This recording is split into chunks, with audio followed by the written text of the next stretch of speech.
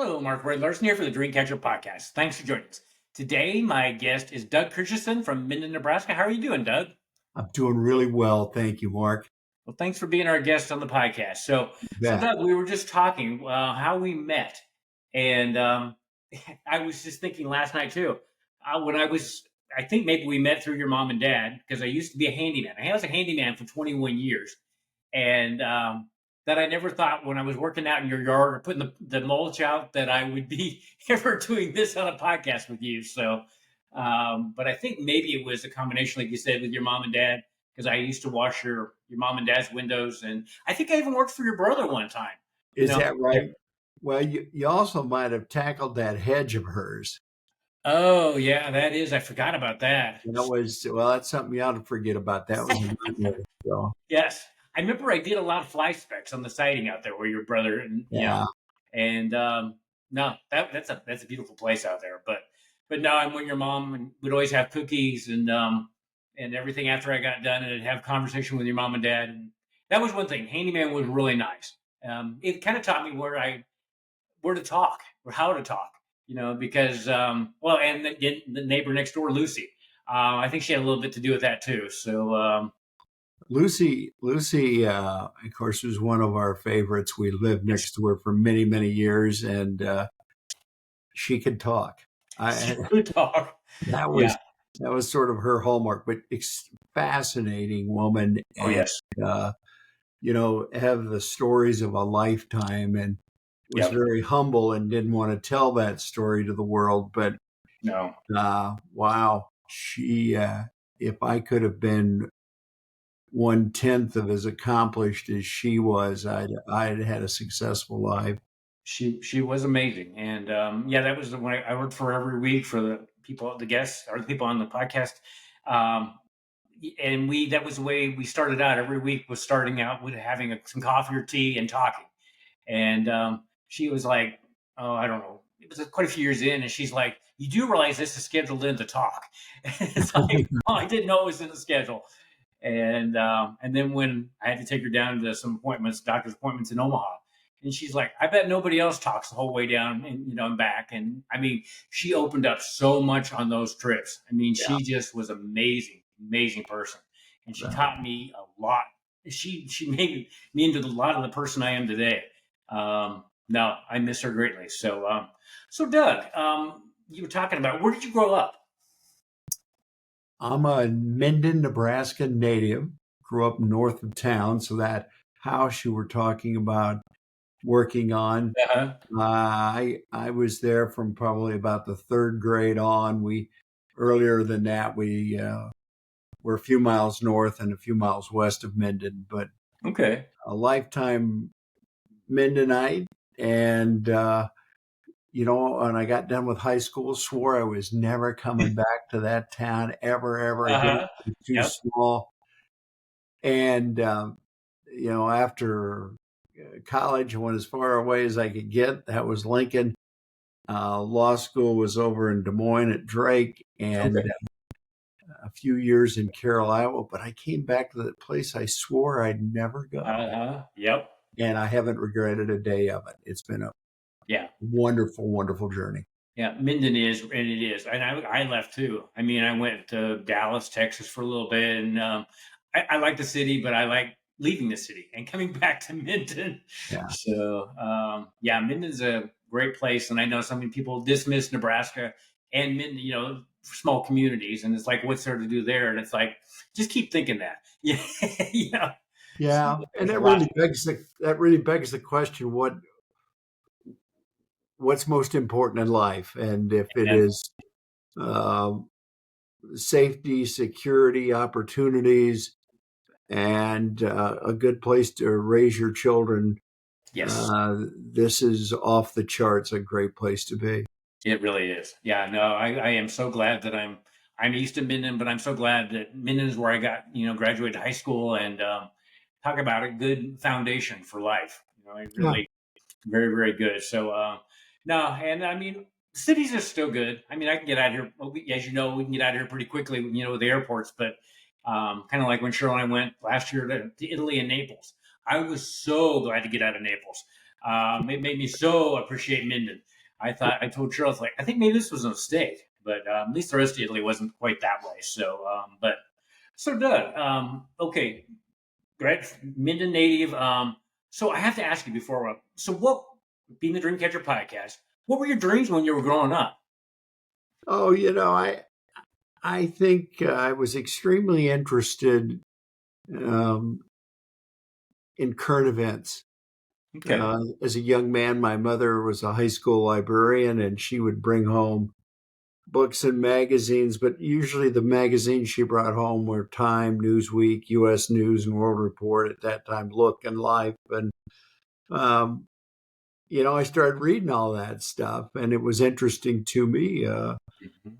Was watching Walter Cronkite every night in the Vietnam War, and I became very interested in current events. And I think that led me to, what was one of the common themes of people who were involved in those current events. And it Mhm.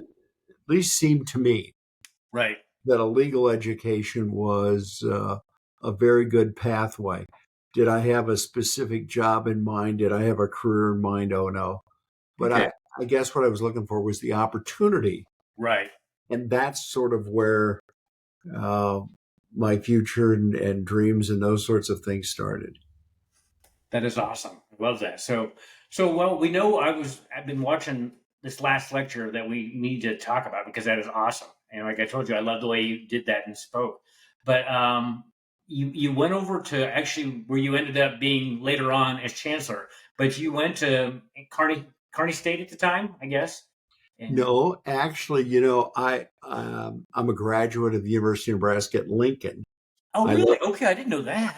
I love my father. I love farming, but the idea of dad farming and college life probably didn't mix Yeah, real well, and being in Kearney was just a touch too close. I So hear um, you.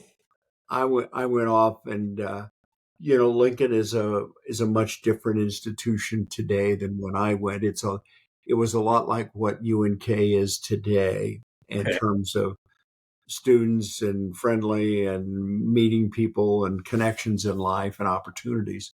Um, but that said, yeah, college was a great place to start. Yeah, I liked what your majors were, and I see you were in a fraternity. Kind I of. was, So yeah. I was in a fraternity in Kearney, so Alpha Tau Omega. So which was good and not there anymore. So Well, mine was quite by happenstance. I was a Kappa Sig all summer between my senior year in high school and the start of college, and I went off on a 4-H tour of Europe to go see farming operations in Europe. And 6 weeks later, 9 weeks later, I come back and they said, "Hey, buddy, we don't have any room for you." oh wow, And it's getting the end of summer, and of course, the residence halls at that time were full, so I couldn't right? get back in. And rush week was the week before the start of school, and so I Mhm. went down and I went to the phone booth at the corner of 17th and R. Okay. And at that point in time, the closest to an internet search was I grabbed the big phone book, opened up the yellow pages to Yep. fraternities, and I started going down the list. Okay. And Acacia was AC. They were the first ones. I called them and said, "Hey, I'd like to join." Uh And huh. they said, "Well, I'm not so sure. Why don't you come down?" And they got a look at me, and I think I'm really lucky after that. I had pretty long hair, pretty scraggly looking Okay. at that point. And after a week, they said, "We'd love you to have you join." And I think what happened is my check probably cleared and they needed, but yeah, I moved out 4 years later and had the opportunities that experience was so important to my development in terms of Yes. doing things with leadership, with doing the opportunity of working with a group dynamic and making friends for life. So Yep. even though it was quite by happenstance, it was clearly a very good thing for me. I love that. And yeah, and I think fraternities because I I never regretted joining the fraternity because it does, and lifelong, friends that you make and stuff, and what they teach you. And people still to this day think fraternities, they think Animal House. And I mean, it might have been that a little bit, but not, I mean, definitely was sometime, but there was a lot of it that it wasn't that way. So, Oh no, the lion's share not. Now I did. My best friend was in a house that Animal House could have only aspired to be like, really, wow, but um, okay, you know, um, for me, there's some really good points about that. One is that freshmen had mandatory study time, hmm, and two is that every Monday night was we had to dress up for formal chapter dinner, nice, and the house mother, hmm, her turn, she would rotate. Um, Freshmen had to come sit at her table. And she was a stickler for manners and etiquette, what to talk about.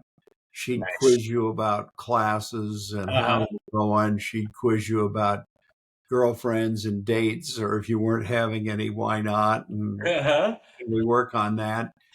I, those were all, they yeah, were very exciting things. yes, Those were sort of learning to develop who you were. And so, yeah, exactly. I felt very lucky.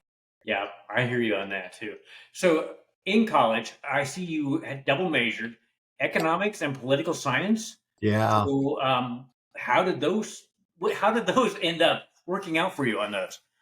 Well, they ended up really well, I think. Okay. But, you know, again, that current events.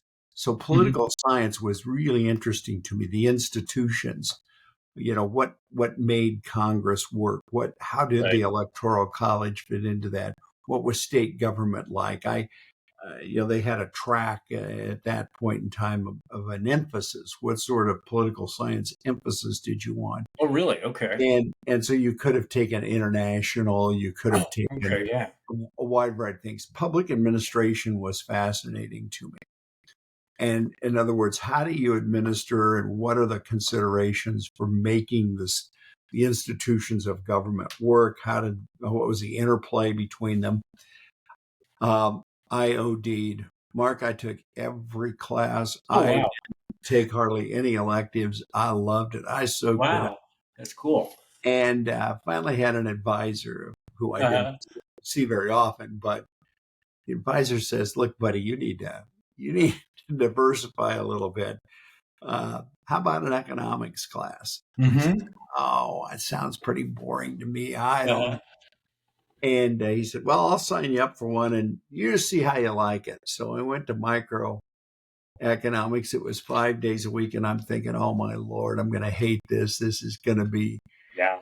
Yeah. But I went in, and of course, it was in a building that I hadn't a clue of where it was at. So I was Okay. violated the first rule of going to class, and then that I got there late on the first day. Oh, yeah. Big lecture. There must have been 250 people in this lecture. Oh my. Um, all that was open was the first or second row, of which I never would have gone to. Uh, Hmm. and I sat in there and I opened that lecture and I thought, this is just going to be the bane of my existence. Uh-huh. He was fascinating. Oh, wow. Cool. He was an incredible instructor. And I couldn't wait to go to class. And by the end of the semester, I was soaking this up and I was registering for all the economics classes I could take. Hmm. They all were not as good as his, but it Okay. was a wonderful introduction.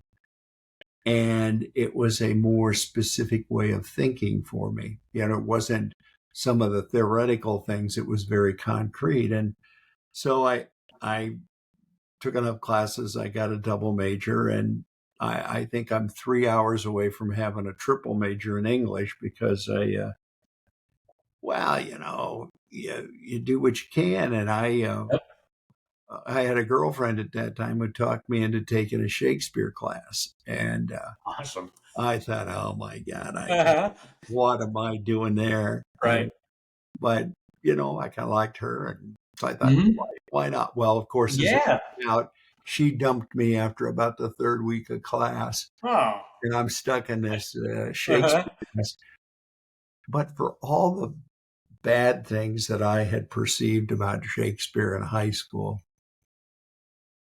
again, I had a wonderful instructor who sort of turned me on Yes. how to think about that, how to analyze it. Could I tell you, oh, I've got a little Shakespeare trivia in my noggin, but Hmm. most of all, what she taught me was how to interpret and how to think about the themes and concepts that Shakespeare was writing about.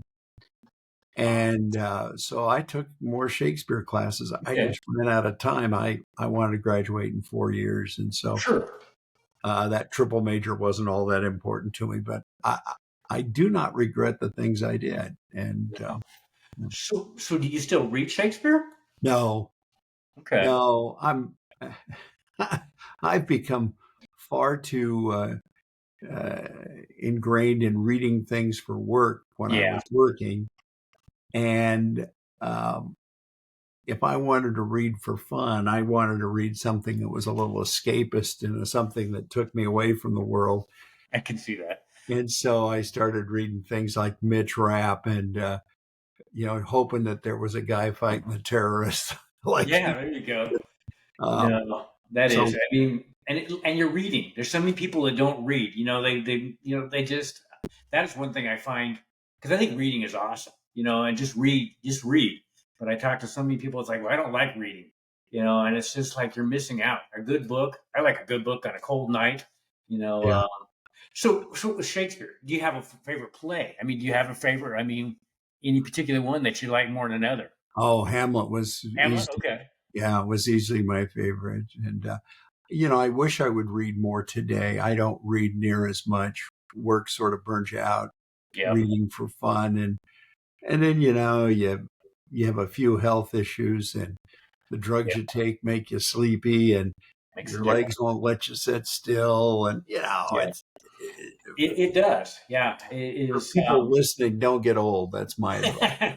I hear you. There is and they do. There's appreciate and you get there so fast too.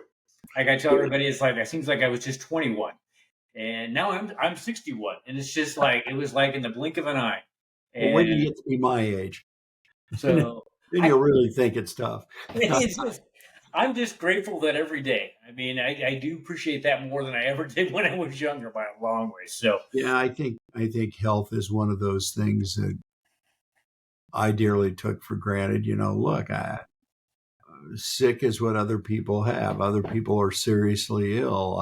It's never going to happen to me. And bang, all of a sudden, you get caught in this, and it isn't just one thing that goes wrong; it's multiple things that go wrong. And yep, you fight and fight to get back to where you were, and um, yeah, learning to deal with one's own health issues or that of a spouse is really an art uh, that I was not prepared for.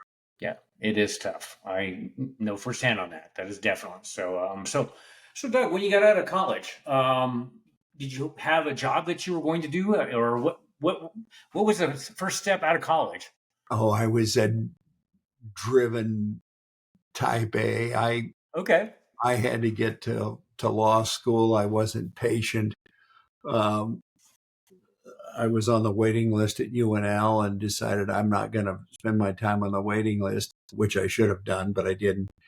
Drake had a program to go compete for a spot in their okay, law school. They took half their class based on scores, and the other half, we had a 9-week summer period where they gave us 2 classes. We went to class. We took 2 exams, one in each class, and they took the top 70 people after that summer.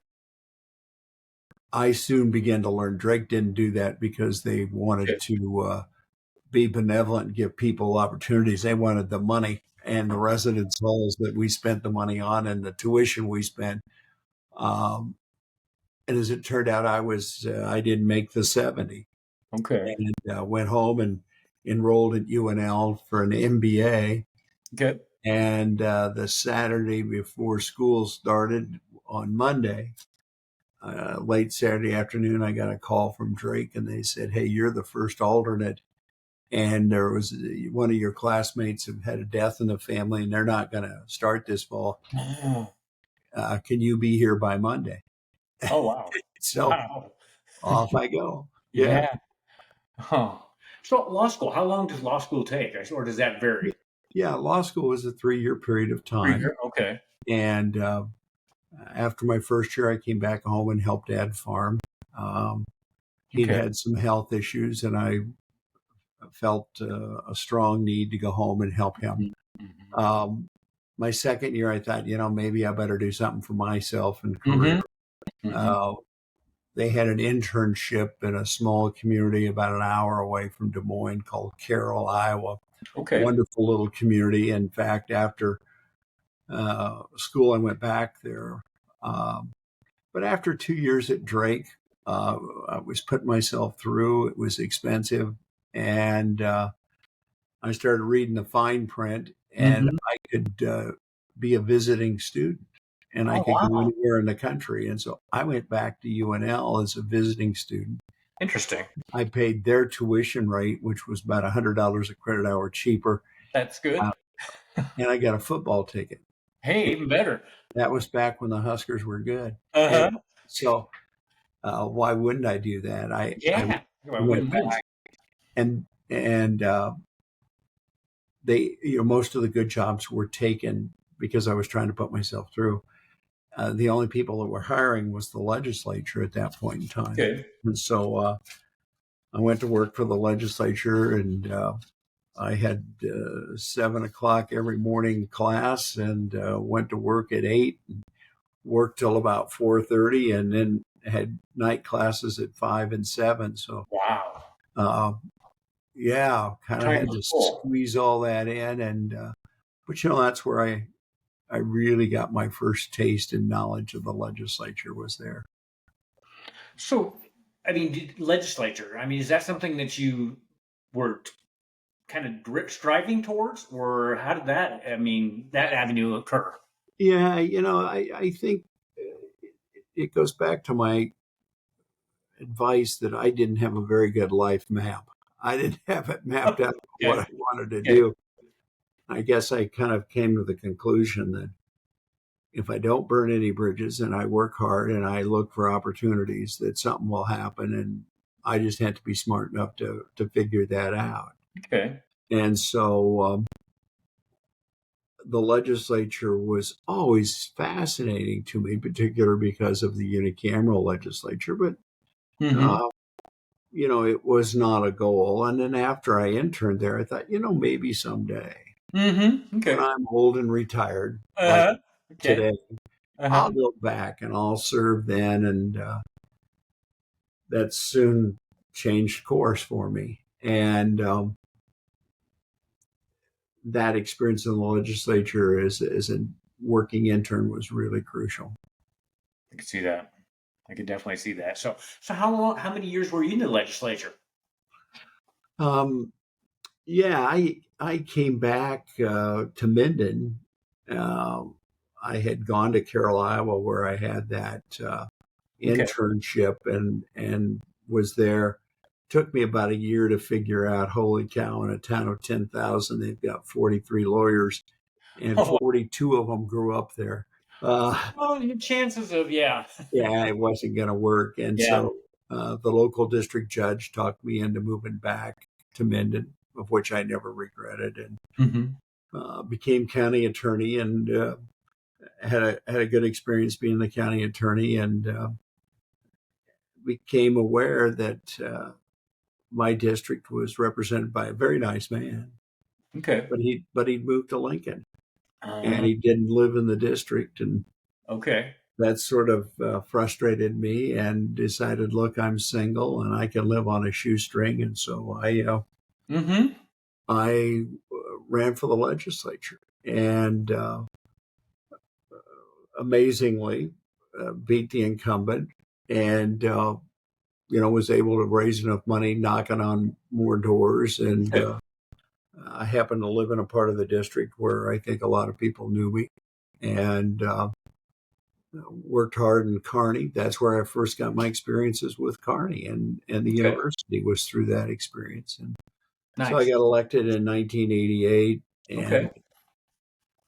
the first 3 years I spent kind of learning. I ran lots of bills, but I sat Yeah. beside Jerry Warner, the dean of the legislature, and after in my third year, got a chairmanship, which was a little premature. Most people wait till they have been reelected once, and Okay. um, got a chance to do that. Transportation was super for me, and then later I got a chance to run for speaker. I did that and served 5 sessions as speaker, and Wow. Okay. left in 2002. So yeah, I got 14 years in, and Okay. really only intended to go for 4 years and go home. And Yep. you get into it, and Yes. um, Yep. the legislature came easy for me in some respects. I don't know Okay. why.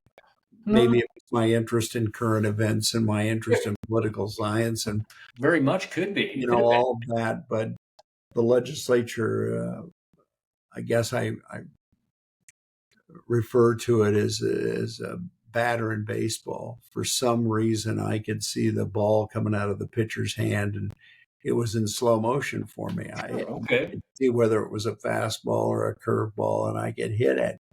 Um, I, for some reason, had the ability to look ahead and see into the future a little bit, and try to make some decisions on a long term basis. The Perfect. practice of law was fine. I loved the practice of law, but there were a lot more fastballs getting thrown by me that I couldn't see once in a while. And so, I can see that uh, too. and then when I went off to be chancellor, I think it's a mixture of the two for me. And Okay. yeah, so So everything kind of built on it, each yeah, other. it very much from when the current you bringing the magazines home and reading those to where you are today. And Yeah. so, go ahead. Well, no, it just goes back that you're so appreciative of what your mother did for you. Yes, very very true. You Yes. know, that's the key story. Had she worked obviously full time, she could have come home, threw me in front of the TV and watched cartoons, and Could have. you know, uh, where would I be today? Yeah. So I owe a lot to her. Yes. No, I hear you 100%. No, it's and you know, I didn't realize until my mom was gone how much she really had done for me to get me to where I am today. And daily, I know that. So, Yeah.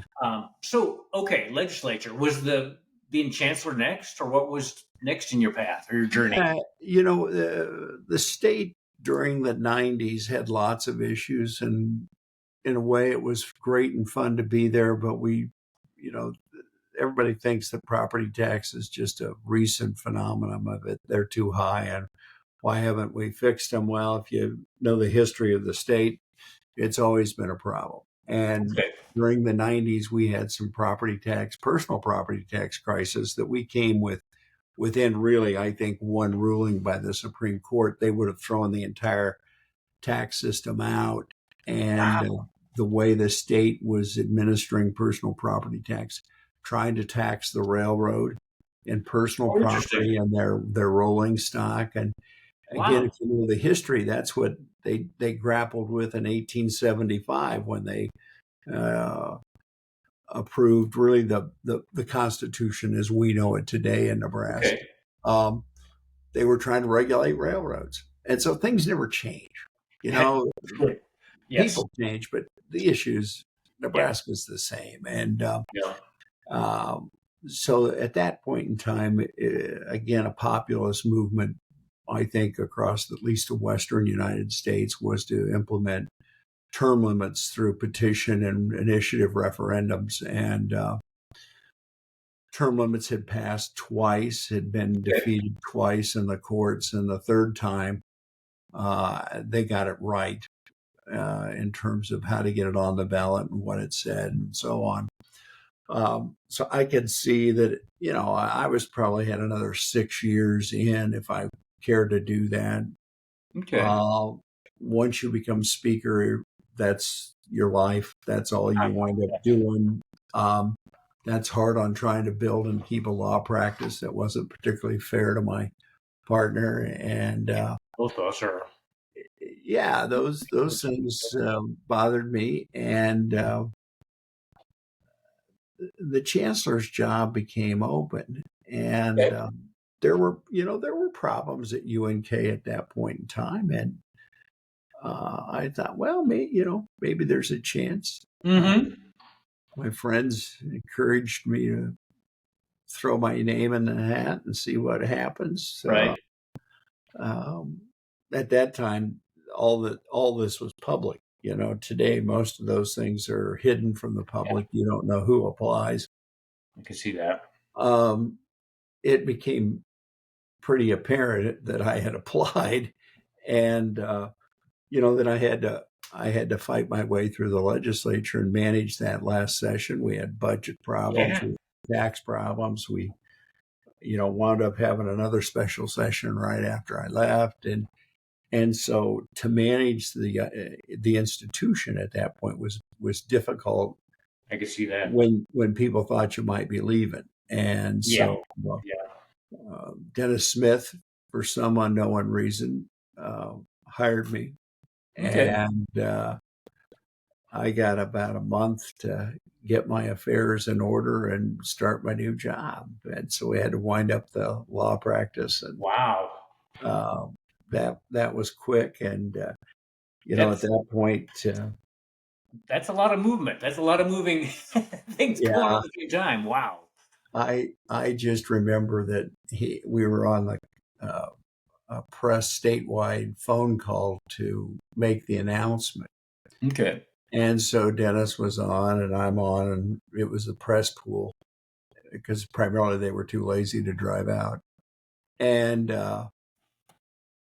it droned on and on and on. And I finally said, look, guys, I got to go coach a little girls' T-ball team. I got to leave. And Uh-huh. uh, so I wound it up early and went off to Morgan's T-ball game. And I think the press got a big kick out of that, you know, Yeah. here's a guy who I uh, bet they did. could have had a little more attitude and made this into all about him, but he wanted to go coach Yes. T-ball. Says So yes, that says yeah, quite a lot. So okay. Chancellor of UNK, Kearney State when I was there. Um, so was that something you ever thought you'd do? never in 100 years. So No, um, I guess I look back and that it was an opportunity. You okay. know, um, I think a philosophy of life is you want to do things that are important Yes. and you want to do things that are fulfilling. And there's a lot of important jobs that aren't particularly fulfilling, and there's a lot of fulfilling jobs that aren't all that important. Hmm. And here I had a chance to do something that did both in my mind. Right. Right. Um, and so you get started with that. They should have fired me the first year. I had no idea what I was doing. I Hmm. had to learn the academy. I didn't grow up in the academy. Okay.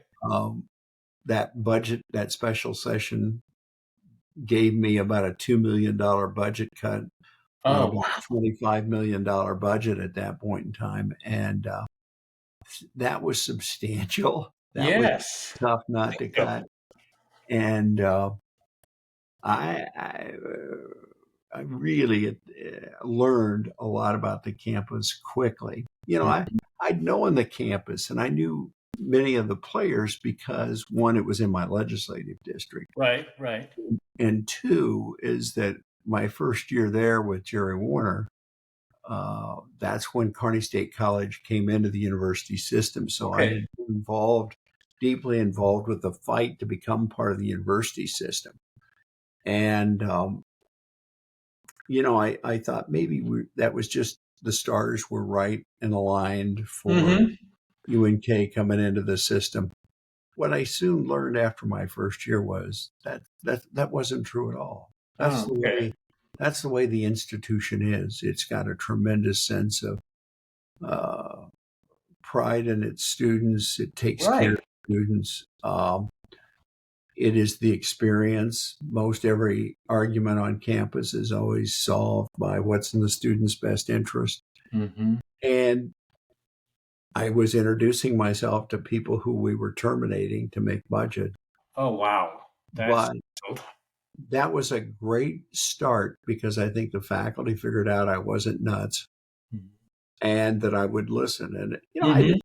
How do you start making budget cuts within 6 weeks of when you get there? Oh, I think it almost, All I did is I had some great vice chancellors who okay. wanted to know how much risk I wanted to take, and I said, "Well, we got to. This isn't an easy drill. Let's go out there and do what we got to get done." Right. Um, Normally what happens is the chancellor puts out the budget cuts and says, here they are. Mm-hmm. I guess my legislative experience was a little different. So I Mm-hmm. said, well, here's the proposed cuts. Why don't you all come tell me what you think about them? And so, we listened to a lot of hard feedback Yes. and they had some good points. And I made some changes. Now I probably got about 90% of what I wanted. Very good. But I think that they appreciated the fact that somebody would listen and take some input. And Yeah. that was a very good beginning. I think that's what saved me and got me started down the path to be there a number of years. No, people want to know they're being listened to. Yeah, I agree with you on that very much. I mean, Yeah. Well, 'cause- and that's part of what makes an institution yes. successful. Mhm. Here's a kid from Minden who gets a chance to be really the leader of the two most important institutions in the state of Nebraska, Yes. Yes. the legislature and be part of the university system. And so you better be listening. That is And, true. Yeah. and you can't take a vote on every decision. I mean, that you'll never, you'll True. soon decide that if you have 10 people giving you advice, you'll get 12 different opinions. And Yes. somebody's got to stand up and say, this is what we're going to do. But I want to know what you think about doing this. And Yeah. I sure could be wrong. I admit I can make a mistake, but once I make the decision, I'm going to defend it. So Yeah. That's yes. No, I hear you, and that's a leader. That is definitely a leader. See what and then take the action that needs to be taken. That makes the tough choices and stuff. And yeah, and stand by at the end of the day, if people don't like that decision because you were wrong, there's remedies for that. In today's world, all the easy decisions are gone. That's for sure. We got started with the first 10 laws. Thou shalt not kill was an easy one. Yes. But today there's over 2 or 3,000 laws in the state of Nebraska. Which is mind-boggling. Yeah, and so there's so many 49, 51 questions that have to be answered. Mm-hmm. And so you pick what you think is the right one, knowing full well the next day there could be an opinion of the court, Right. something could happen, a political event could occur, and all of a sudden it's 49-51 on the other direction. Wow. And you would have decided that, but you've already made the call, and you've got to stick with it. You and do. say, look, at the time I made the decision Yes. with the best information I could gather, and that best information is crucial. Yeah. This is my call, and then you got to say, look, in hindsight, I was wrong. Yeah. But yeah, believe me, that happened a lot. So, and it was with the information you had at that time. That was the best call. So it just so well, okay. and go ahead. No, I was just going to say. So yeah, I mean, I would have thought you had a lot of decisions to make when that first year at UNK. And you've done so much. I mean, so buildings. Because when I was there at Kearney State, the buildings were all right. I think I was in the administration building when it was still there, and that was a scary building. So it was just, how did you start making the decisions on that aspect? When I was hired, they really gave me three things I needed to do. And one was Dennis Smith, the president of the university, said, Doug, you've got a campus full of bad buildings. Mm-hmm. You've got to figure out how you're going to address those and where do you start, and you got to figure out where you're going to get the money. Mm-hmm. Number two is you got to make the campus and the community like you. My predecessor had done some things that really, caused some heartache, and Yeah, that's but like, the community never, and the alumni never lost faith. They just needed a cheerleader. They needed somebody who was proud to serve. They wanted somebody who was there and who was going to go out and be on campus, spend the time to be there. yes. My predecessor traveled a little too much. Well, maybe a lot too much. But I stayed on campus probably much more than I should have. I should have been off doing some more national things and, surrounding myself with national points of view. But I guess what I found was that I knew what to do. It was just a matter of how do we do it. Mm-hmm. The third thing is I had to solve a personnel problem or two, and That too. that involved my predecessor, and that's a little touchy. So Yeah. the making the community like you and the personnel issue things were pretty easy. The buildings were a much tougher problem. Oh, I And bet. so if you've listened to my last lecture or my going away party, you'll hear the stories about sevens, and the sevens are that you spend your first 7 years learning, your next 7 years planning, and the last 7 years of executing. And Yes. that was so true for me.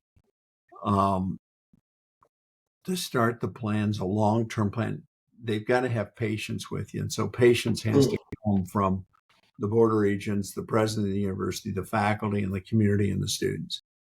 And you gain trust if you're stable and you're not doing crazy things, Mm-hmm. and you don't take a lot of dumb chances that or home runs that never work out.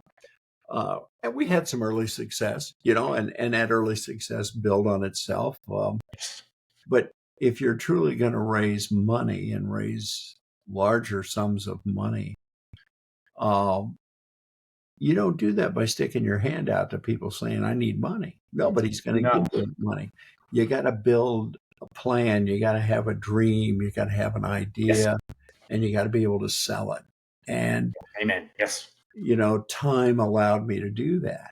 And so, there were years in there where if we had a $50,000 donation, we'd have closed the offices down and bought ice cream and had a celebration.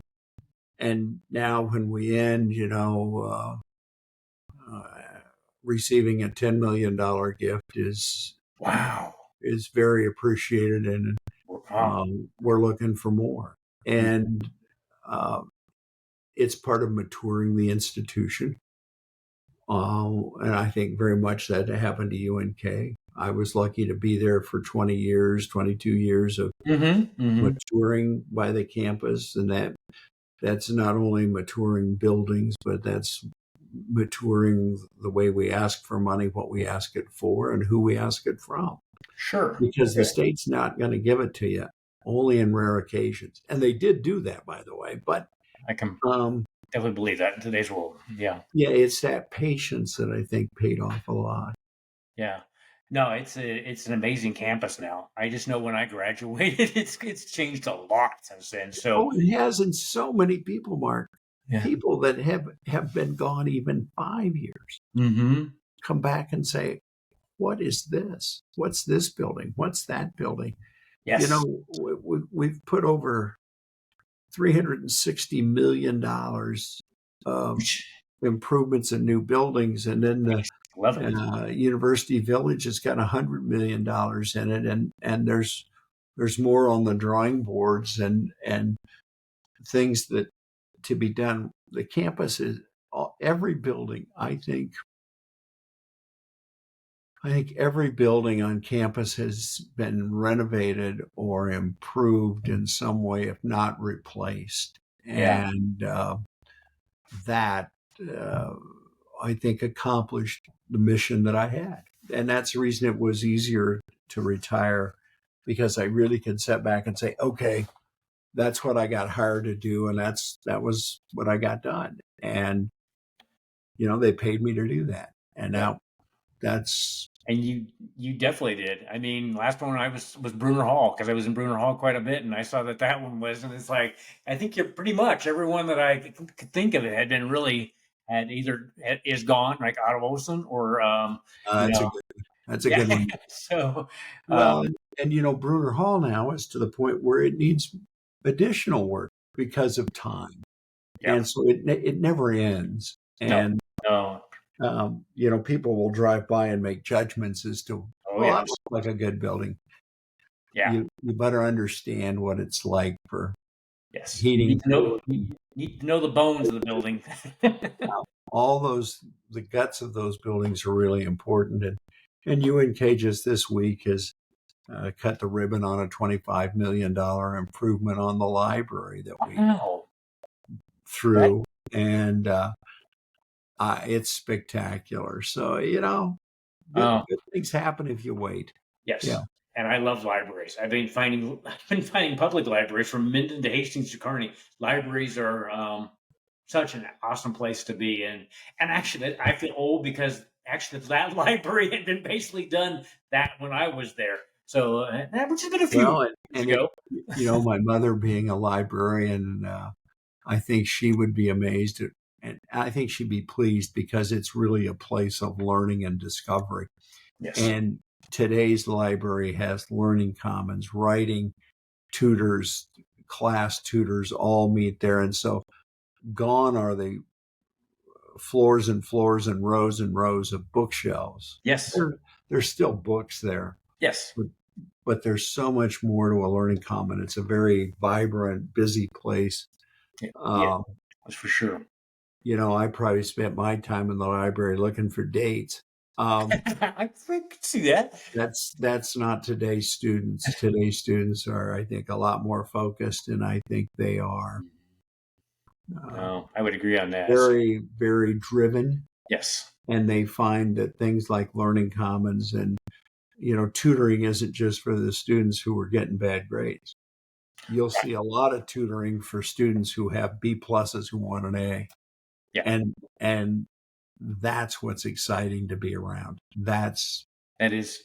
yeah, It is very exciting. Yeah, learning has. Well, even with doing all this stuff, I've had coaches to podcasting and physical fitness, and it's just not.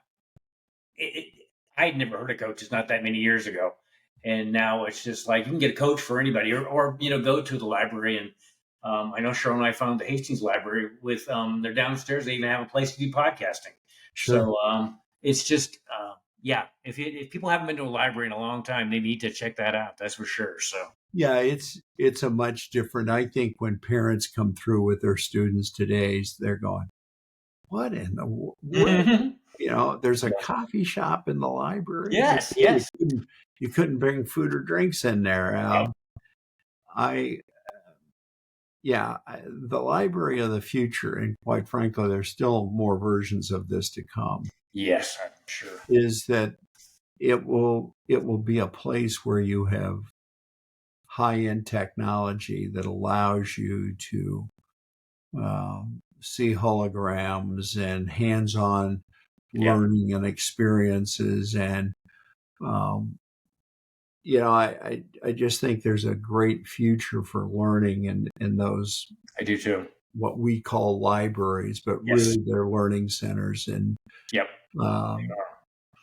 it No, it'd be exciting to be a kid to go back, because I think there's a lot of future in that.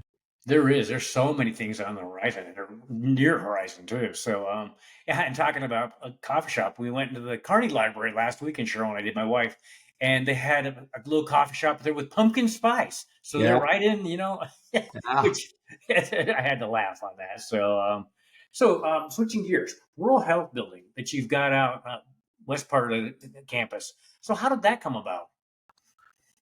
Part of the planning phase when I was talking about those years of 7 was how do you make the campus unique? Look, UNK is never going to be able to compete with a UNL. They're never going to have a stadium of 90,000 Hmm. people. They're not going to be able to offer the hundreds of majors that are out there. Kearney's going to have to pick Sure. what we're good at. I think there's also a threat within the system to Okay. make Kearney a satellite campus. And the success rates of those are so low because they really are out of sight, out of mind for the Yeah. campus that's the main controlling campus. And so it appeared to me that I needed some way to protect ourselves from being taken over. Right. Um, and two is uh, we need to pick out things that we're good at and then make them better so we can attract and recruit students. Okay. Early on in the 2000s, we invested a lot in good faculty members in chemistry and biology, excellent teachers, ones who were doing undergraduate research with people. Hmm. And their success rates were off the charts about going to medical school, PT, nursing, whatever health related program they were going to. Okay. They were getting accepted. If you go to medical school, particularly UNMC, I mean, about 9% of the people get accepted that apply. Very Wow. slow. Unless you come from Kearney, and we're clipping along at over 70%. Wow. That is a big difference. Over a long period of time. And the reason for that is good, rigorous faculty members. And so if you know that fact and you're looking for, well, what are the needs that we need to do to serve not only the community, but the region? Hmm. There screams at you Yeah. that we don't have enough doctors and nurses and PTs and PAs and radiologists, almost every specialty Yeah. is not existent in Nebraska in any great numbers. And so the plan was uh, a little bit by accident. We had Okay. a meeting where we were supposed to get together and decide how to cut our budgets, another budget reduction meeting along the way. And we got paired up with the Med Center to what can you do together to save money? Well, that didn't last very long. But the discussion was, what do we do together? Right. Yeah. And, I give credit to Kyle Meyer and Charlie Bisek. They started talking about doing some small things together in Nice. Bruner Hall of Science Hmm. for Hmm. allied health programs. Okay. And as that began to noodle along and percolate, um, my days in the legislature had taught me to pay attention to things that always aren't on the news. Mhm. There's a no-name committee that makes a report to the legislature about the amount of money in the cash reserve fund Okay. and the rainy day fund. Um, I got to reading that and looking at it. We'd never had more money than we had. We'd had some good times, and Wow. so there Okay. was some extra money, and what started off as a small addition onto Bruner Hall fashioned itself into a separate standalone building on the west side of campus, Okay. Okay. where we would take the nursing program out of the College of Business so they could expand, put them together with allied health and bring all the allied health programs out to Kearney. It Wow. was an experiment. Um, the building got paired with the Med Center's need for the Cancer Center. Okay. So they didn't have enough votes for the Cancer Center, and I didn't have enough votes for what was known as the Health Science Education Complex at that point in time. Okay. So we joined forces, and between the two of us, we got a package that So worked real well, and we got this started. The yes. experiment was wildly successful. 85% of those students that would go there stayed in rural Nebraska to be PAs and radiographers and nurse practitioners and so on. The That's goal mark was to, at some point, with that success of that experiment, let's put all the colleges of the Med Center out in Kearney and make Kearney really the focal place for health education in rural Nebraska. And so that's how the next building started. okay. We'd always had the plans for it. Okay. That was part of that 7-year planning, but now we're into the 7 years of execution. Along comes COVID and ARPA funds. So for one-time funding, and this fit really what the intent of ARPA was, there was a lot of stress and pressure because of the pandemic put on practitioners. And so we've got a lot who are leaving. They're older. We just plain can't get them. We burned them out. And this is going to help us into the future. And so we've got a grant for $50 million. We got another $10 million for technology of that I think is extremely exciting. And our goal was we had to raise $35 million additional dollars privately to make it happen. I realized the largest fundraising drive we'd ever had was $4 million in our history. This is 9 times that. Big goal, yeah. Yeah, I never dreamed we could raise that money, but we did. We raised it in just a little over a year. Wow. Because the project sold itself. It really was, the right thing at the right time that was going to last for a long time and produce benefits. Really, it's good for the Med Center because it gave them clinical opportunities, expanded clinical opportunities. And they have a mission to serve the entire state. It's good for us because we're preparing all those undergraduates that go into those programs. Right. And this is what's so fun about having a vision and working a plan and have the patience for it to happen. And today, if you drive by, you're going to go, "What are all those buildings?" It is. It's very satisfying. The lead donor, Ruth Scott, they don't name buildings after themselves. They honor people, and it's the honor of a lifetime. They named it after me, and I'm very appreciative of that. And not only humbled, but now you got to make sure it works. So we at the same time we got a $15 million base budget allocation. Okay. Operate this whole system out. Right. Most of that, almost all of it, goes to the Med Center to hire faculty. And so that's what they're in the process. The building's being built right now. Okay, yeah. But they're also starting to hire assistant deans. They're going to be hiring faculty members to teach. And next year at this time, we should see students in that building. So that is amazing. Very, very exciting. And it's great for rural Nebraska. And yes. That was kind of the one mark that there's never an end. There's always projects on the books, but that's the one that was easier for me to say, okay. Yeah, and what a project. I mean, earlier this summer, Cheryl and I walked around all those. I mean, we were on both sides of Highway 30, and I mean, I just had my mouth open a lot of times. It's just. We're in a few weeks we're going to break or cut a ribbon on the Regional Engagement Center on the south side of Highway 30. And that whole project is an auxiliary to the health education programs. That's where the faculty and the students are living. That's in city. We're looking for young professionals. We don't want strip malls.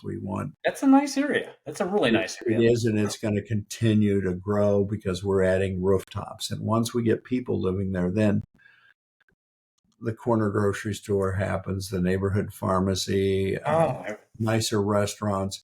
Very awesome. We've got a cancer center that's going to open up here in a few weeks. those are all things that are of great value to the development, but they're a tremendous value to the university and I think to South Central Nebraska. So Yes, um, definitely. it's been so fun to be part of this. Uh, I just happened to be there at the right time, and